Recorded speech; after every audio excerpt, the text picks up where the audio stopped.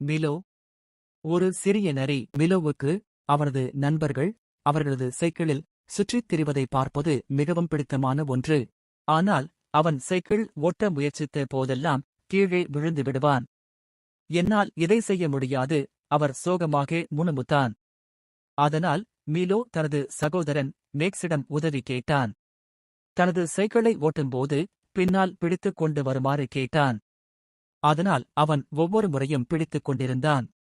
அதனால் மிலோ தன்னிச்சையாக ஓட்ட கற்றுக்கொள்வேயில்லை. எப்போதும் அவனுக்கு உதவி தேவைப்பட்டது. இதை கவனித்த மிலோவின் அண்ணன் இந்த முறை மேக்ஸ் சைக்கிள் ஓட்டும்போது அவனை பிடிக்காமல் விட்டுவிட்டான். எனவே மிலோ தரையில் விழுந்தான். கோபத்துடன் மிலோ மேக்ஸிடம் கேட்டான், நான் சவாரி செய்யும் போது ஏன் என் சைக்கிளை பிடிக்கவில்லை? அதற்கு மேக்ஸ் மிலோவிடம், மிலோ, நீ சொந்தமாக முயற்சி செய்ய வேண்டும். உன் சைக்கிளை என்னால் எப்போதும் பிடித்துக் கொண்டிருக்க முடியாது. ஆகையால் நீயே ஒட்டி பழகு என்றான். மிலோ குழப்பத்துடன், ஆனால் நான் விழுந்தால் என்ன செய்வது என்று தன் அண்ணனை பார்த்து கேட்டான். அப்படியானால் என்ன?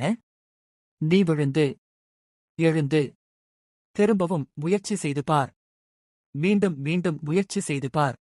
நிச்சயமாக நீ வெற்றி அடைவாய் என்று கூறி மேக்ஸ் புன்னகைத்தான். இதைக் கேட்ட மிலோ ஆழ்ந்த மூச்சு எடுத்தான். தனது கைகளை கைப்பிடிகள் மீது வைத்தான். சைக்கிளை ஓட்ட ஆரம்பித்தான். ஆனால் சைக்கிள் லேசாக சாய்ந்தது. அவனால் கட்டுப்படுத்த முடியவில்லை என உணர்ந்தான். ஆனால் அவன் பயந்து நிறுத்தவில்லை. தொடர்ந்து மிதித்துக் கொண்டே இருந்தான். எப்படியோ தன்னை நிலைநிறுத்திக் கொண்டான். இப்படியே தன்னம்பிக்கையுடன் தன் இலக்கை அடைந்தான். அது அவனுக்கு பெரிய வெற்றியாக இருந்தது. நான் சவாரி செய்துவிட்டேன் என்று அவன் உற்சாகத்துடன் கூச்சலிட்டாரன்.